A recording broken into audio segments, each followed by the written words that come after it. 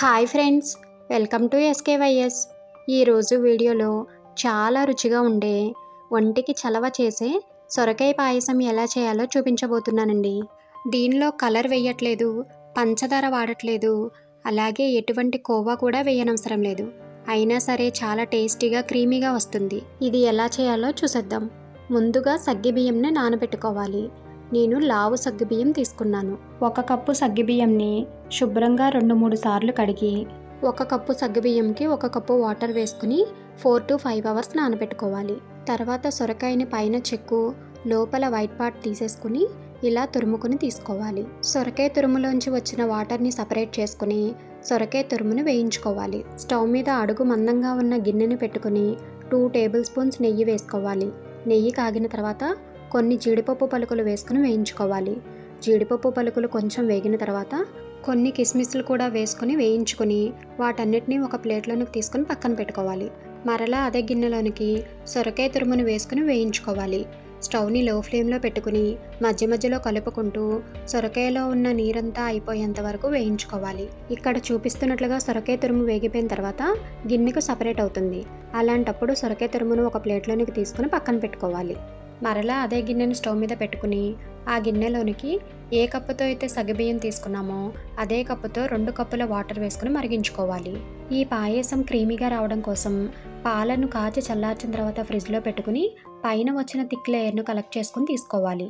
అలాగే ఒక మిక్సీ గిన్నెలోనికి 5-6 బాదం, 5-6 జీడిపప్పు, 2 ఇలాచీ వేసుకుని మిక్సీ చేసుకుని రెడీగా పక్కన పెట్టుకోవాలి. తర్వాత మరుగుతున్న వాటర్లోనికి నానబెట్టుకున్న సగ్గుబియ్యంని వాటర్తో సహా వేసుకుని స్టవ్ని మీడియం టు లో ఫ్లేమ్లోకి అడ్జస్ట్ చేసుకుంటూ మధ్య మధ్యలో కలుపుకుంటూ సగ్గుబియ్యం సాఫ్ట్గా అయ్యేంత వరకు ఉడికించుకోవాలి. ఆల్రెడీ సగ్గుబియ్యం నానిపోయినాయి కాబట్టి 2-3 నిమిషాలకి సగ్గుబియ్యం బాగా ఉడికిపోతాయి. తర్వాత ఏ కప్పుతో అయితే సగ్గుబియ్యం తీసుకుంటామో అదే కప్పుతో 3 కప్పుల వరకు కాచి చల్లార్చిన పాలను వేసుకుని 4-5 నిమిషాల వరకు ఉడికించుకోవాలి. 5 నిమిషాల తర్వాత జీడిపప్పు, బాదం పొడిని వేసుకోవాలి.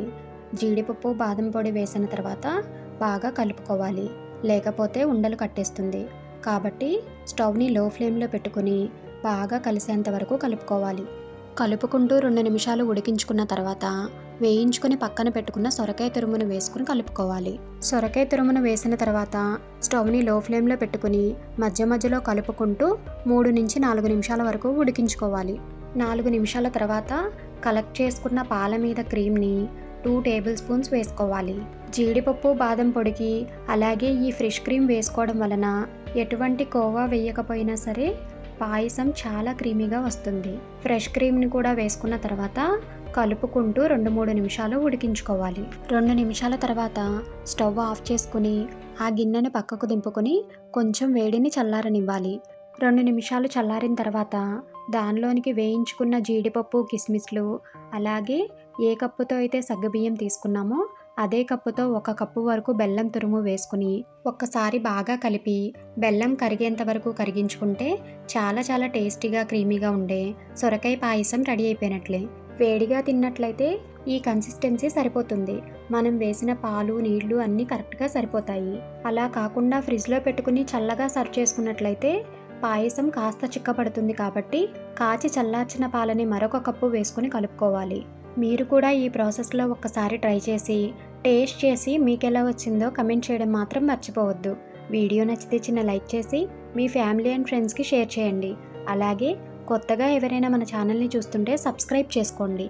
Thank you.